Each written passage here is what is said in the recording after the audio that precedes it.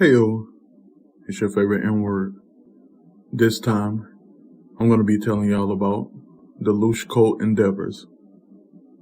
Let's take a trip down a different side of imagination land, one that deals with the fragility of being born into a beyond rich legacy. From the grips of being hugged to the losing of innocence, these three girls were born together to carry a three-family tradition. The houses of Sea Island, Pampera, and Glows made a pact in year 3109.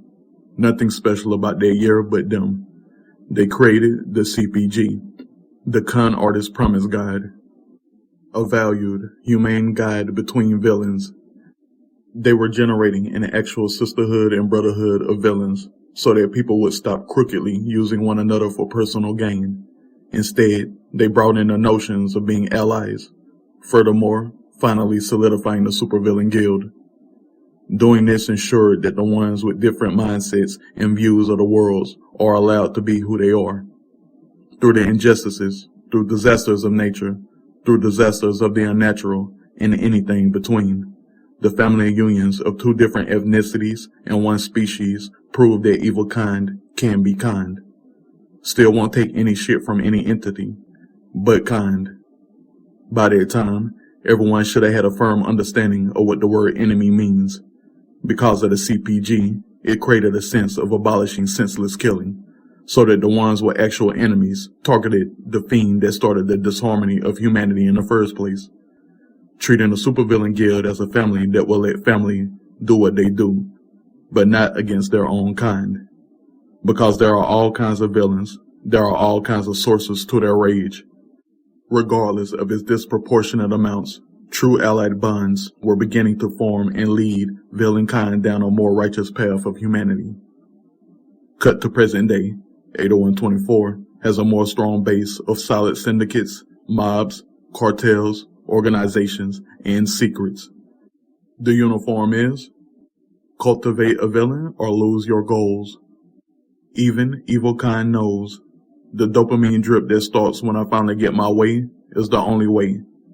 Loosh, Pearlessa, and Genesis Y were the first pairing of three girls. It's routinely been mostly two guys and one girl. There have been a few generations of all guys, but they were the first and were happy to uphold the three-house treaty, being completely magnificent about it because they would always greet and depart from each other with hugs, getting them from their close relatives and other evil kids around. Before the inspiration to build her own supervillain league came around, these three ladies had their city in the palms of their hands. Grade Q Valinas to be was what they were. Went into junior high with so many notches on their belts, you would know they were adults from their reputations. Before puberty, all over all places with little time to spare, simply was the decorations of their lives, but it was only this grand because they were beyond inseparable. It took one very evil lesson of being powerless to open their eyes to the word protection. At the tender ages of 5, their parents dropped them off at an orc's house to spend a week that turned into a month. They left that month knowing they were at rock bottom because their parents told them that, and they felt it. Went from a life of luxurious ice cream tastings every weekend to eating some of the most flavorless things they have ever eaten in their lives. Surrounded by bugs all the time, surrounded by awful smells all the time, and the ugliest amounts of darkness a child shouldn't have to experience. Yeah, it was gruesome, but what made it sink in was how their parents picked them up. Them little 5-year-old girls had enough, but it wasn't over because they had to take the long way home. Gave them the treatment of travel in real time for the first time, but made it worse by giving them a clear path of hearing everyone's thoughts during public transportation. They got to feel how detrimental people can really be. The shocks they were feeling were quite upsetting, especially for little 5-year-olds. The way that people were looking at their parents, looking at them, then looking back and forth all the while leaving the vicinity. They hadn't left Edgemere yet. They were at one of the grand interdimensional crossways, holding their parents' hands and wishing they could get a real bath. It happened so fast though. The three of them were walking hand in hand, then all of a sudden their parents were gone to the point they couldn't sense them. They for sure didn't know what to do. It was a test their parents deemed that it had to happen. because they were so used to at least one boy that they didn't have to worry about anything. They had to toughen them up so they ensured they wouldn't worry about anything. What abandonment does to humans is disgusting, scary, and inhumane, but they graduated their lesson without any hesitation, but without a long memory to pull from, led them to summoning someone close to the family to ensure they got home. It took them a while to remember the name, Avgeropolosvan, a dreadful while. They were home within 17 hours.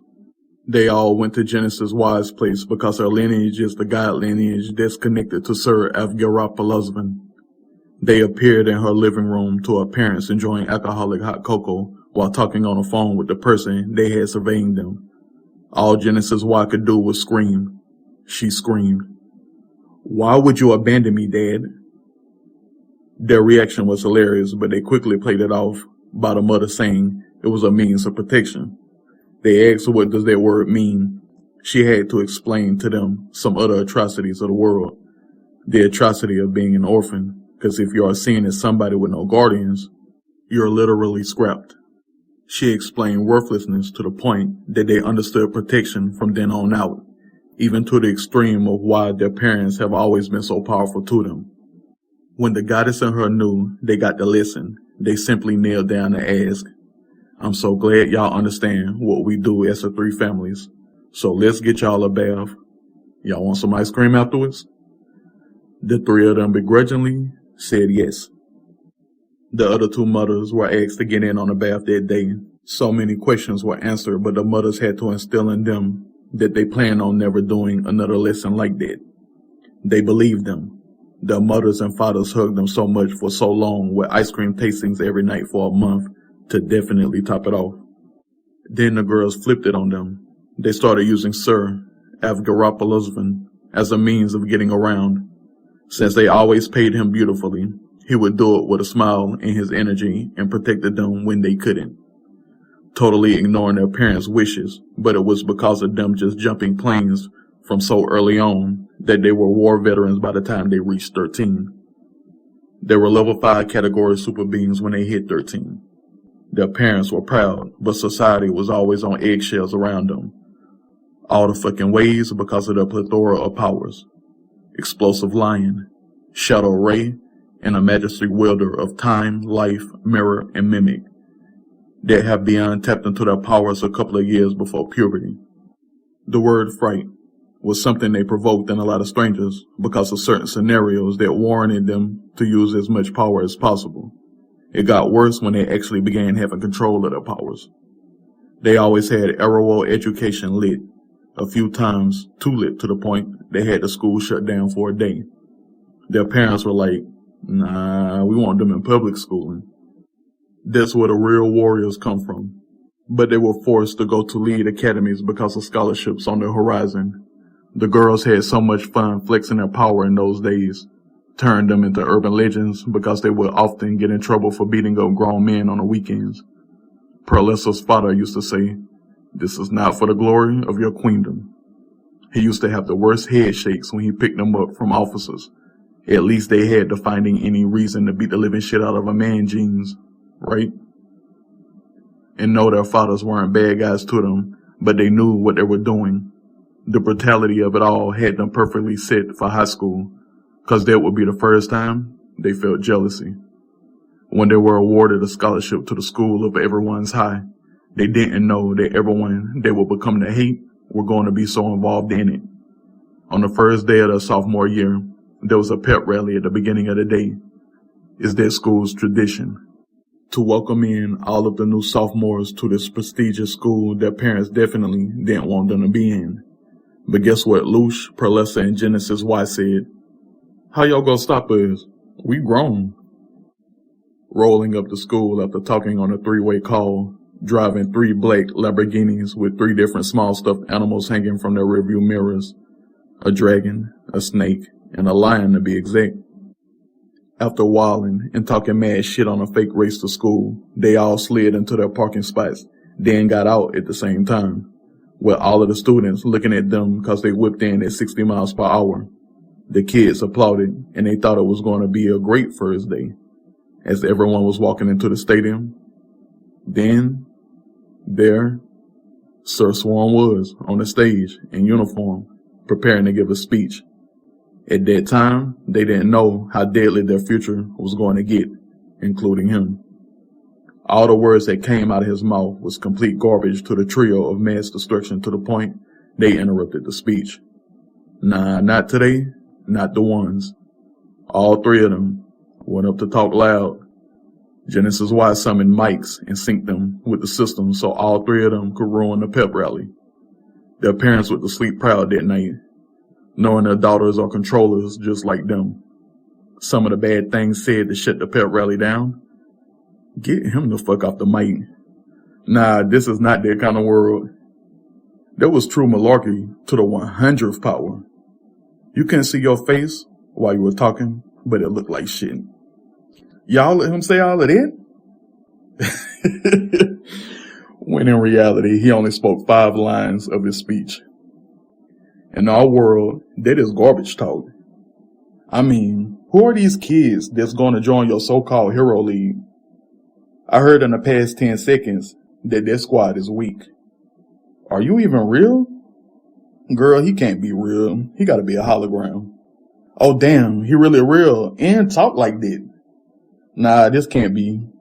What's the hand going up his back? Old puppet ass nigga. Screw a puppet. He one of them dummies they toss around Hollywood lots. Nah, he don't deserve that chick. He's just a figment of all of our imaginations. Everyone, repeat after me. Wake up! I want out of this dream, girl. Imagine being in Dreamgirls and something like this happens. Nah, ring that bell. We gotta get to class. I don't want none of this pep rally. I know, right? This academy needs to stop.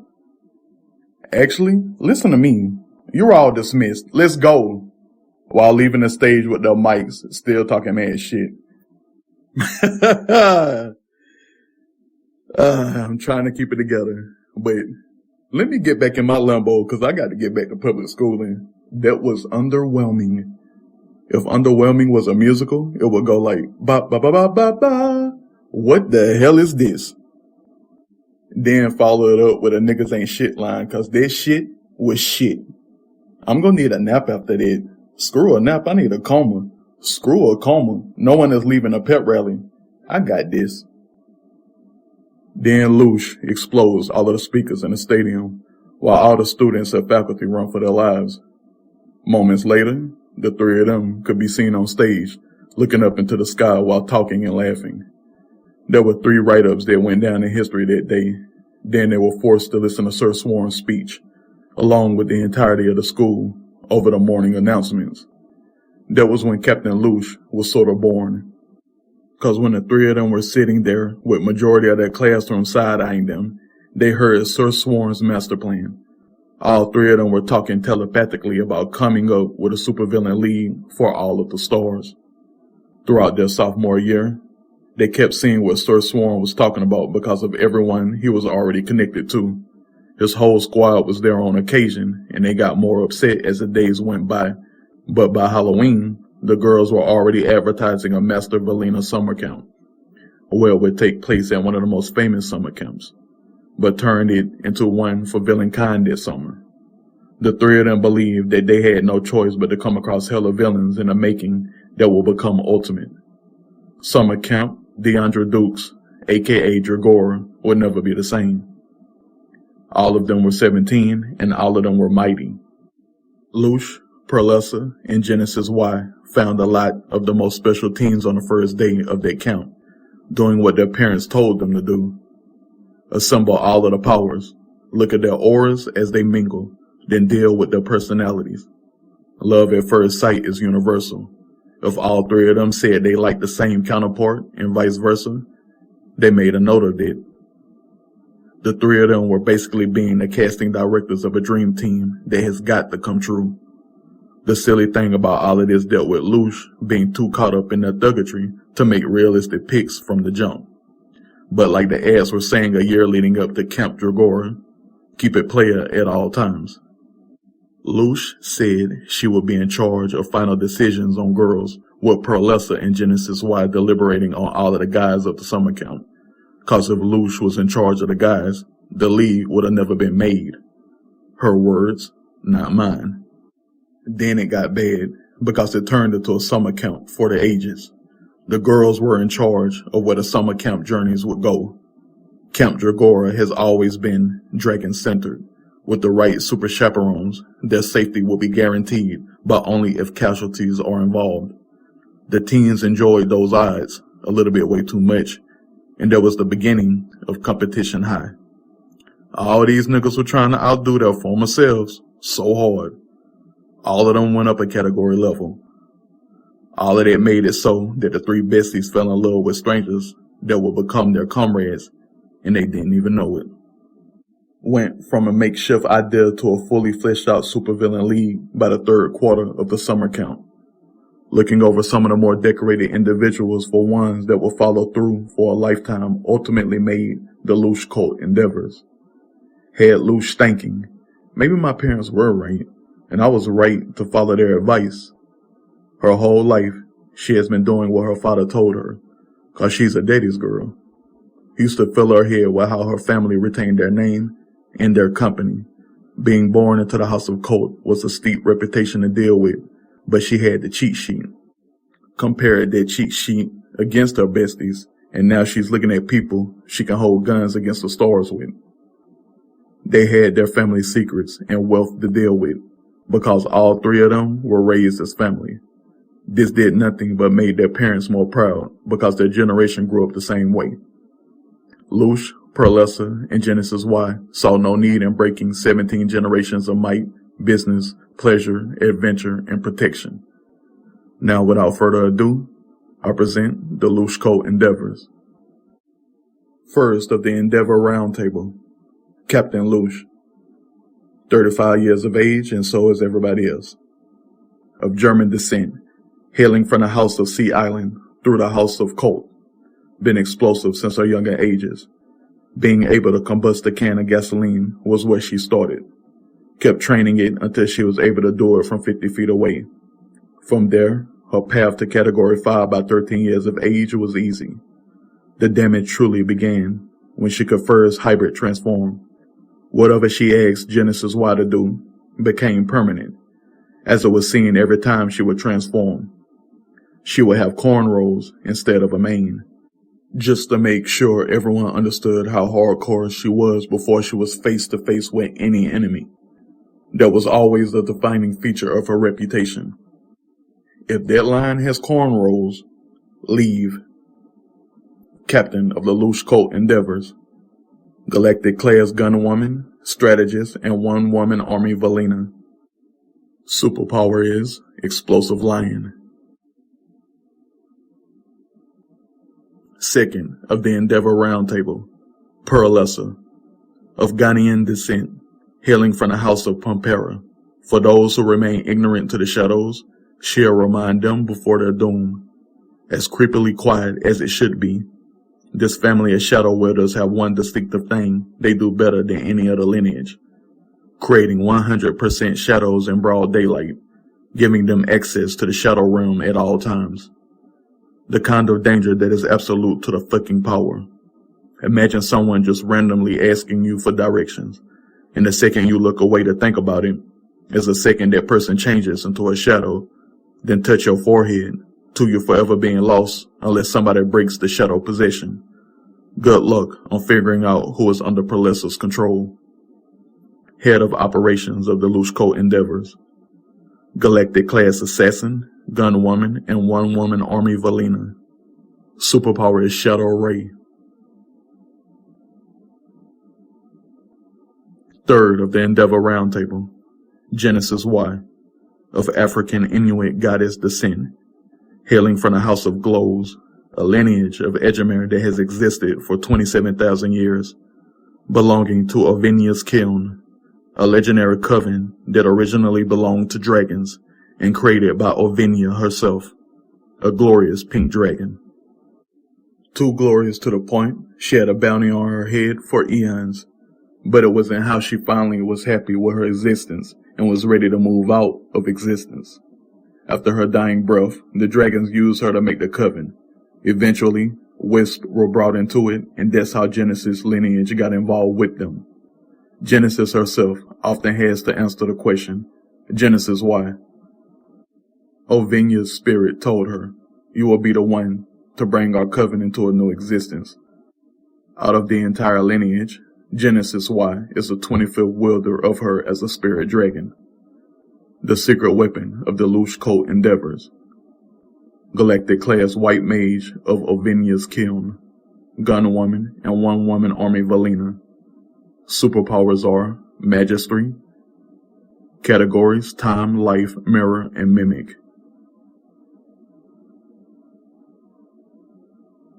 Fourth of the Endeavor Roundtable. Gravesire, of Jamaican descent, hailing from the house of Vecnebula, but cursed at a young age for simply doing entirely too fucking much. Chasers of power often get around all of the worlds as if they need to, but happen to venture into the wrong place and piss off the wrong person. In the Edgemere, Colo Brand wasn't having it. Gravesire was able to take a spirit sword named Mandula. 4 actually, before he was able to get a noble, unbelievable, and heartwarming head nod from the adults in his life, the deity caught up to him, told him, since you like to find and take things, you won't be able to find your true lover. It took a young Gravesire a quick while to realize that he has been cursed, and because the deity who cursed him is overpowered beyond recognition, he was stuck with horror-compelling eyes for the rest of his life. This infliction keeps him from looking anyone in their eyes without him having shades on, because if somebody were to look into his eyes, they would eventually end their lives. Not only is that compulsion incredibly hard to break, it looks like the eyes of Curse 3333. Some often joke that he's the son of the Three Amigos, but at this day and age, it's a joke he never stops laughing at. Co-captain of the Loosh Colt endeavors. Galactic class assassin, gunman, and one-man army villain. Superpower is hell. Fifth of the Endeavor Roundtable. Hu Vigi, of Turkish descent, hailing from the house of Nikoraki, a lineage that's been in palms of Wyrestar, the Coven, since its beginning. One of the founding members is his greatest grandfather. He figured, in order to honor him, he will become the hottest red mage there is. Categories are bananas, but his might isn't around his lava category. It's around his clown category, because he can max them over lava. It only takes one trick to get his way, and for the most part, he will center his strategies to fuck around and find out. Regardless of him being a detrimental nutcase, he can be a heartwarming nutcase. In short, he becomes the comedians of villains. Head of magic for the Loosh Colt endeavors. Galactic class red mage of Palms of Wyrestar. And one-man army villain. Superpowers are Magistry, with the categories of clown, stars, lava, and enchant. Sixth of the Endeavor Roundtable. Old Dweller, of Cuban African descent, hailing from the house of Stormburn, a lineage that's been in the Grata Junai Coven for a few centuries. Yet, Old Dweller was gearing himself to be stronger than all of the legacies that were born around his age.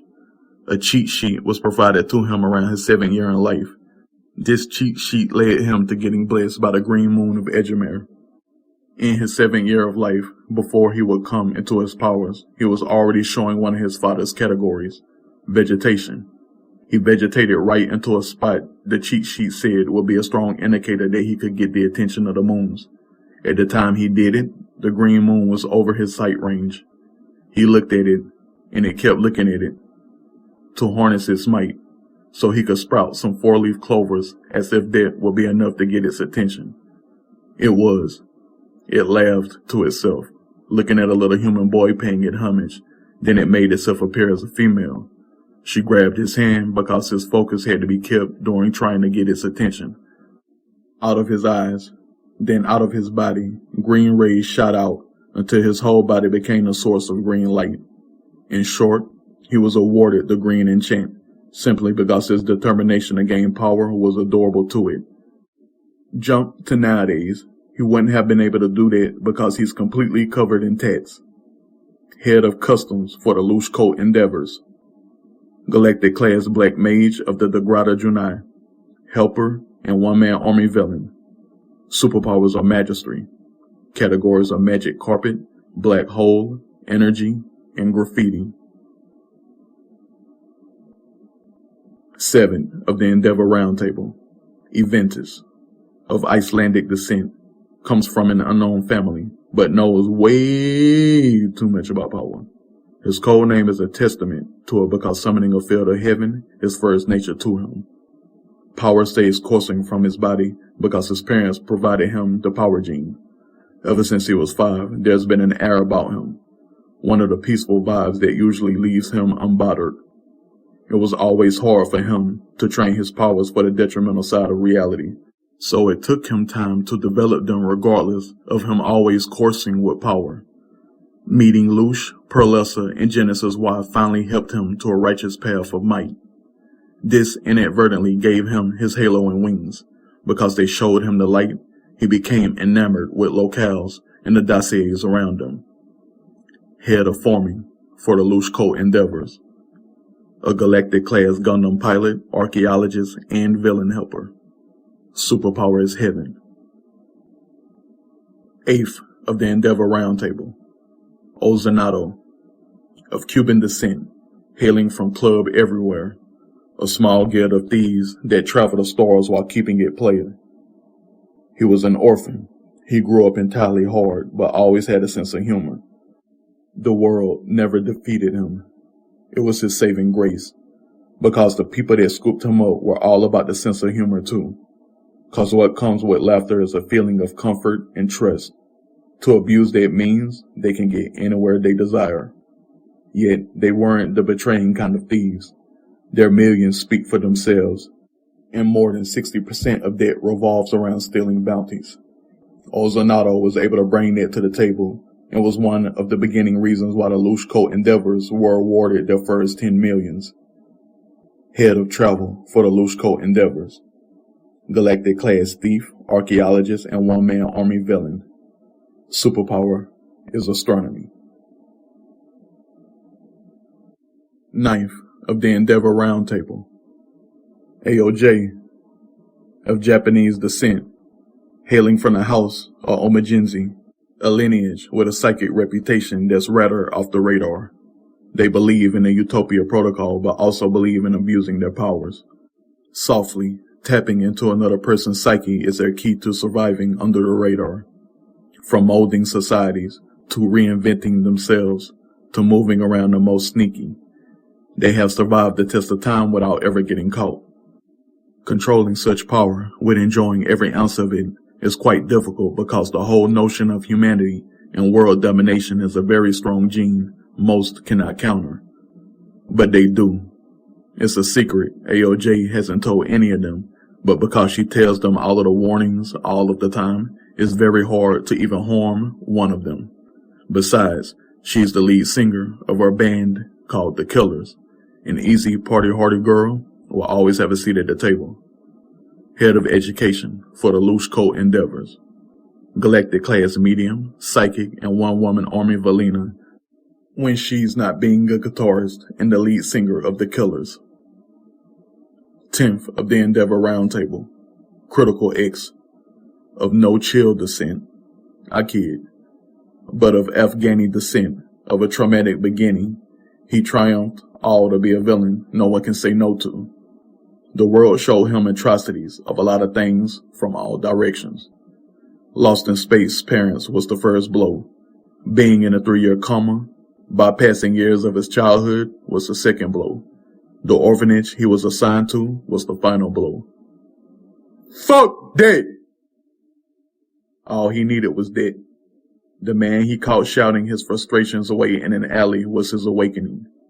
The story he told a young X was how he got to break into his superpowers. Then, that man adopted him. Using his direction, by the time he turned 16, he was a few experiences below being a teenage one-man army. Head of Technology for the Loosh Colt Endeavors. A Galactic-class Gundam pilot, gunman, strategist, and one-man army villain. Superpower is X. 11 of the Endeavor Roundtable. Melavashi, of Caribbean descent, hailing from the house of Jalevi, has an incredulous, dark nature that fits perfectly with her superpower.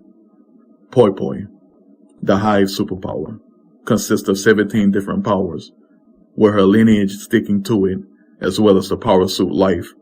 She had plenty of outs to test her magical might before puberty, giving her the path to level 5 way before gaining control of her powers. Because she has seen so many twisted monsters over so many twisted situations, her brain was heading in a direction of science. When she's not raking in big bucks by doing the unthinkable missions, she's in a lab, making the samples into weapons of mass destruction and creation. Her specialty is turning magical flesh into magical barrels for the guns her league uses. Head of Fringe for the Loosh Colt Endeavors, a Galactic Class 1-woman Army Valina, aerologist, and fringe scientist. 12th of the Endeavor Roundtable. Hartana, of Irish descent, hailing from the house of O'Lovely, yet she is the opposite of her last name. Unfortunate circumstances led her to being raped when she was 13. At this time, her powers were coming in, and during the rape, she sucked the life out of the perpetrator. Sucked so much life out of him, it was as if he had been mummified. Her powers were specific to the point the green moon of Edgemere was summoned. It was all in a way the energy spike came out of her back, went through dude, turned into a disc, and splattered blood on the wall behind him. The green moon's name is Onomotorijiri. In glyph form is what the blood splattered created. It came walking out in the form of a human female with green hair to see what the sudden fuss was about. It saw the ripped clothes of a 13-year-old and immediately addressed her, while running to her aid. Then it saw how its name was on the wall, then did what gods do, found out the truth. It was flabbergasted. Did what gods do again by forming a disreality to see if her powers would do it again. They did. So she blessed her because that's what the moons do. Sometimes, some super beings are naturally linked to them, even if they aren't from the same universe. Head of Medicine for the Loosh Colt Endeavors. Galactic Class Aerologist, Biologist, and Battlefield Medic Valina. Superpower is life. 13th of the Endeavor Roundtable. Zunchi, of Taiwanese descent, comes from a home he's not particularly proud of. He started figuring out a way to escape at such an early age and became up with the solution of the Super Being Surveillance Program. A culinary dragon wielder. All the doors and options were open for him because they wanted him to be powerful. Not a single aerologist could get him to talk though, but he desperately wanted to. Just didn't have anyone around his age that were friends, but he got lucky. One of the aerologists saw the ad for their summer camp. It was the first time he spoke about his dreams of making a fast food empire. The pizza and the dragon. A dragon doing the infinity sign within a pizza. A sketch. He has never shown anyone. Showed lots. All that power around, there had to be enough people to start a supergroup with. The rest is history, but the headquarters is on the Loosh Colt Endeavors. That turned out to be a home he could be proud of. Out of all the kids the girls deemed interesting, powerful, wise, and a lifetime, he will go down as the most loyal to the cause, who will do the most protection for the cause. Everyone on board is afraid of him, even in a small capacity. Head of food for the Loosh Colt Endeavors. Owner of the pizza and dragon fast food chain, as well as a Galactic Class 1-man army villain. And all it took was one summer to find those mighty villains and valinas to be. But that summer was so good for them. It was beyond the sentiments of never wanting to leave, which is why Genesis Y did a spell of knowing. About 24 of them would have been in it for the long run, but round tables hold 13 main members, and they didn't want to lessen anyone's potential. They did what their parents told them to do, but the pool to choose from was huge with so many spreads of power. It was a Toys R Us moment, but they didn't let that overwhelm them. They just went with the best choices around 3/4 of the summer camp, but made sure the rest of the villains, even the ones out of choosing, walked away from that summer camp with connections for life. Their final banquet was so lovely, personally designed by Zun-Chi. Then the only thing they began to care about was the food. Then bam, freshman year came around and the arch nemesis aspect was drilled the hell into Loosh and Sir Swarm's heads. Day after day, approving which kind is more powerful was becoming detrimental. Gossip Girl, Pretty Little Lies, and 90210 had nothing on the amounts of drama all of them went through. It's still like that, but nowadays it's geared toward Nikita, Badlands, and Dark Matter. Regardless of how important all 26 individuals are, Loosh Colt endeavors versus the Vayache settlement forces will keep this generation lit. They both support their super guilds at a top 3% rate. Not a day in a week that neither of them are actively keeping humans safe or keeping humans alert. That alertness turns to death more times than I can document, because Loosh Colt gets away with a lot of undocumented work. Work that sometimes seems personal and not professional. But one thing those 13 individuals have in common is that gene. To make a man of any caliber pay that they know is up to no good. Sometimes, heroes are up to no good. They mosey their way into virtuous strongholds to get the greedy that hides behind light. Not for the sake of the good guys, but for the sake of mass anarchy. For those that do a lot of dirt in the shadows. Know how sometimes the shadows never reveal the truth. Instead of saying why they do majority of their business, they leave it at a meh. And you better mind your business. Because they are in the business of killing, and if a target is their target, it's just their target. Innocent bystanders aren't in their modus operandi, but mass chaos is, because they are killing nigga on live television and get away with it. Fuck taking credit for things. The conversations they have after successful missions, hits, or journeys will have your eardrums dripping dopamine. Even if the target is a little girl, the things they talk about after taking a life are godly. Because one death can change the tide of humanity, and they will keep on chipping away at it so villains can continue to go under the radar. For every one of their actions is for every supervillain guild. Every. There has been a Loosh Colt endeavors. Hope you enjoyed their stories. But I know you will enjoy the interaction between Loosh versus Vayache. Anyway, I'm out for now, and you better keep it peaceful. Mwah.